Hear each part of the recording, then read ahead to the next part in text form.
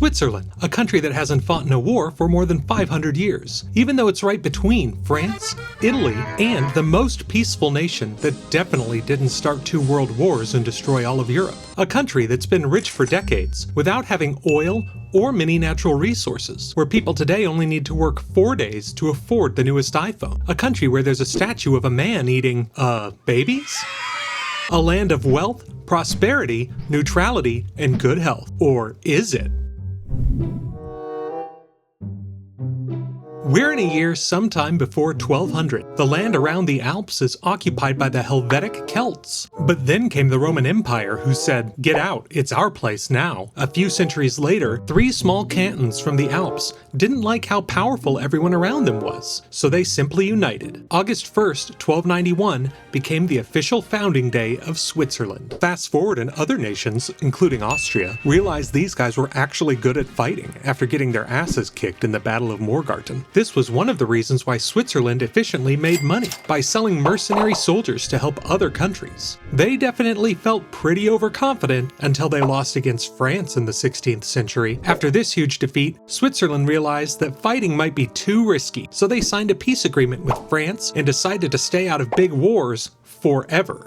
Kinda. Because late in the 18th century, while Switzerland was dealing with internal reformation issues, suddenly this guy showed up. He invaded the country, turned it into a French puppet state, and renamed it the Helvetic Republic. Not very cool. But as we know, after France lost its battles, the 1815 Congress of Vienna took place, where the major European powers negotiated the future of the region. The decision? Switzerland would remain neutral forever, this time for real. In the 1800s, they had a small civil war because some people wanted to keep the old ways, while others pushed for new ones. In the end, the Protestants won and created the new constitution, which made Switzerland a stable federal country.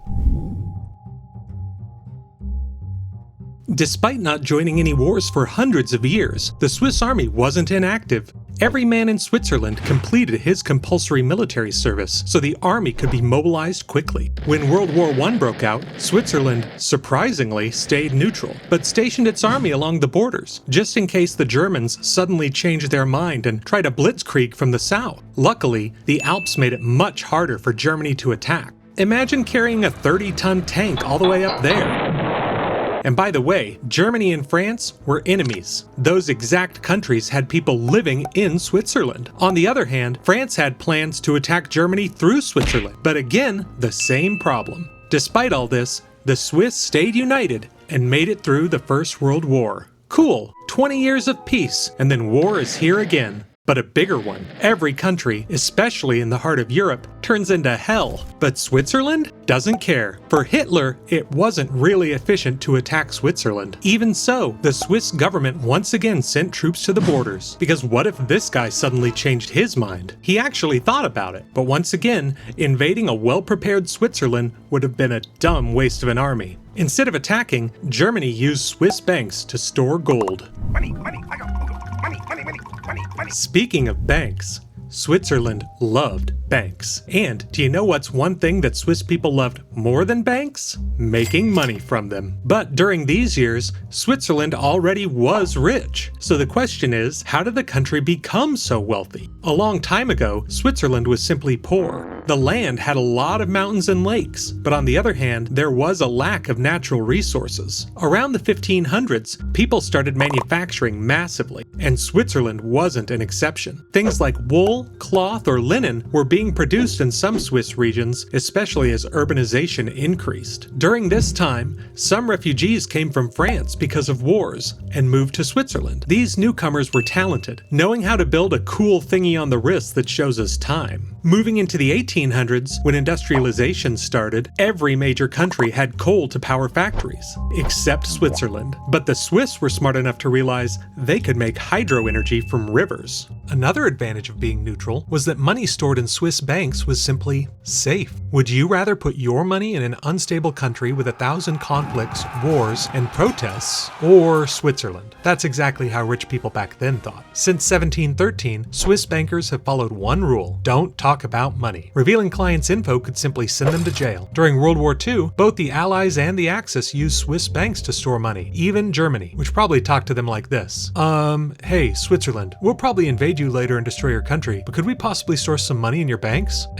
Sure. Meanwhile, the Swiss mastered making small things like lenses and instruments, but mostly watches. Swiss-made products were already considered high quality. All that economic growth needed something to support it, and that's where infrastructure came in. Switzerland built tons of trains, highways, and tunnels, and simply became one of the most prosperous countries in the world.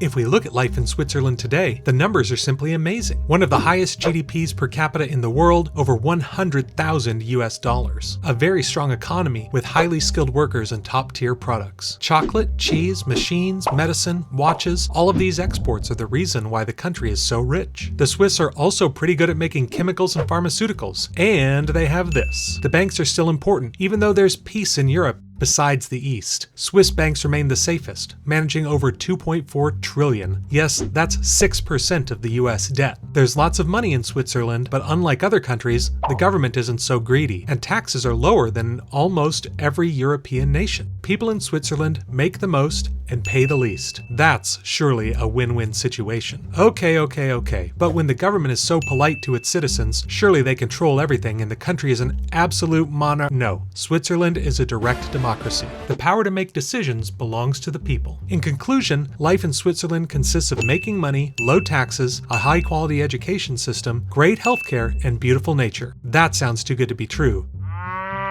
So, is life in Switzerland actually like that?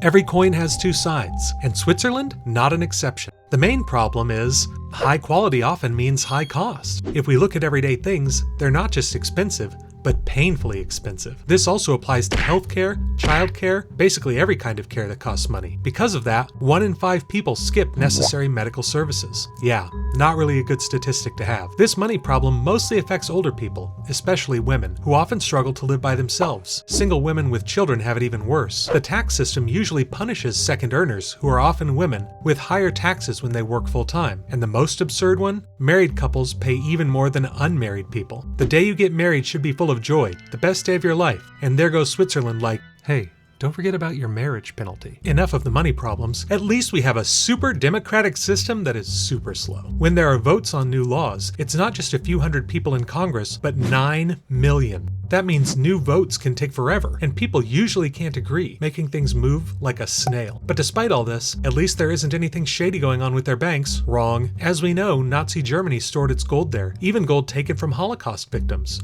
That makes their moral values pretty questionable. The same goes for their neutrality. Even though the relationship with Nazi Germany was purely financial, it still gives off the vibe that they were friends with the bad guys. More recently, they sold army gear to countries involved in the Yemen conflict and joined the EU sanctions on Russia. So yeah, not 100% neutral.